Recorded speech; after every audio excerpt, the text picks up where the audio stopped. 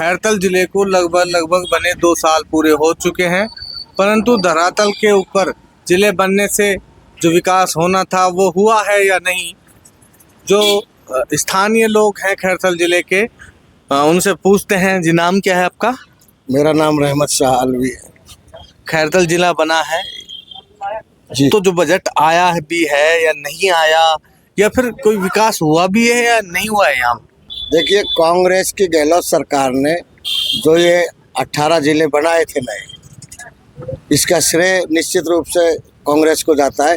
मगर उस समय उन्होंने बजट स्वीकृत नहीं किया तो वो अधर झूल में लटके रहे। जैसे ही सरकार बदली तो ये अंदेशा हुआ कि ये शायद जिले ख़त्म होंगे या कुछ जिले रहेंगे, और हुआ भी ऐसा ही। तो उसमें खैरतल जिला का भी नाम ख़त्म होने में था। मगर लोकसभा चुनाव जैसे ही आए तो खैरतल वालों ने एक मांग रखी कि हमें हमारा जिला नहीं टूटना चाहिए। तो वो भूपेंद्र जी ने उनसे एक वादा किया था, और भूपेंद्र जी का एक बड़ा कद है पार्टी में, तो निश्चित रूप से उन्होंने उस जिले को रुकवाया।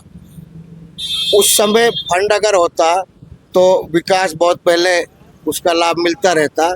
अब भाजपा की सरकार ने जिला न्यायालय हो चाहे शिक्षा के ऑफिस हो, इनका बजट भी दिया है और सरगर्मी से इनकी ज़मीनों की तलाश और अधिकारी बिठाए हैं।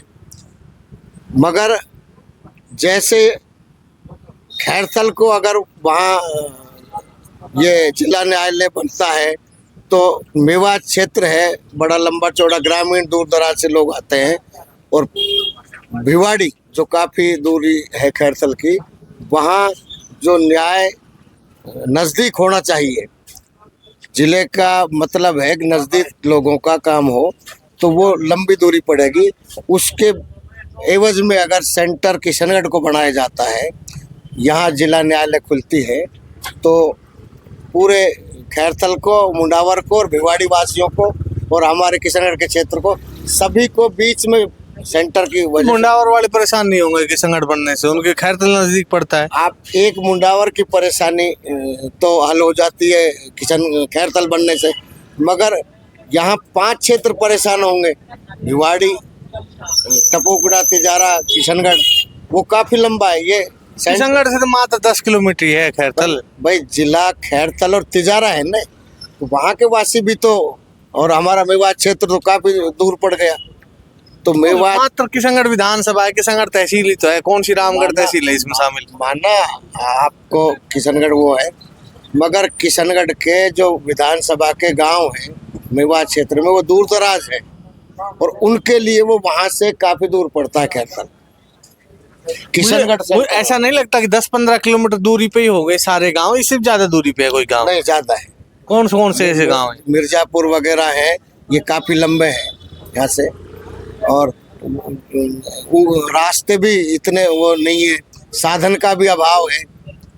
तो वही तो मैं पूछ रहा हूँ कि जिला बनने के बाद अभी फायदा हुआ है या नहीं हुआ है जनता को इससे? अभी पूर्ण रूप से जो फायदा मिलना चाहिए वो जनता को नहीं मिला है, क्योंकि कई ऑफिसों की फाइल तो अभी अलवर में अटकी हुई है।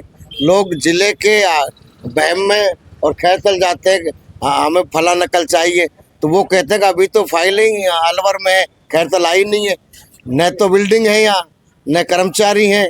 तो ज़िले का अभी खाली नाम है। इसको पूर्ण रूप से जब तक बजट सरकार नहीं देगी और उनका मन नहीं होगा ज़मीनों को एक्वायर करके ऑफिस बनाने का, अधिकारियों को आवंटन करने का, इतने जो पब्लिक को जिले का लाभ है वो नहीं मिल सकता। ये कमी किसकी है? भजनलाल जी की कमी है या फिर जो विधायक है यहाँ से दीपचंद खैरिया, उनकी कमी है? देखिए, अगर हमारे विधायक की जिले बनवाने में जिस तरह से तमाशा हुआ, हालांकि किशनगढ़ को तो काफ़ी नुकसान हुआ, किशनगढ़ बनना चाहिए, वो बजट नहीं ला सका, तो निश्चित तौर पे ये हमारा नुमाइंदा तो विधानसभा में एमएलए होता है। तो कांग्रेस की सरकार ने जिले बनाए मगर वो बजट नहीं ला सके, तो वो बेकार है।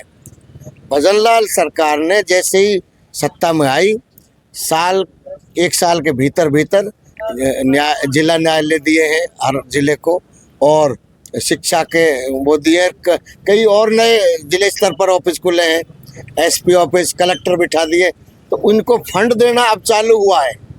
तो धीरे धीरे लोगों को ये अब लगने लगा है कि शायद जिले के अब विकास तेजी से होगा।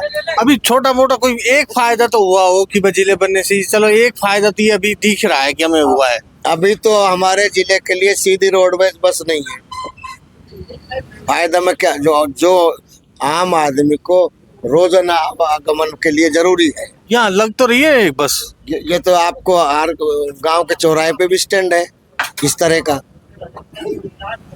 सीधी बसें जिसे डिपो है तिजारा, उस तरह तो बसें नहीं है।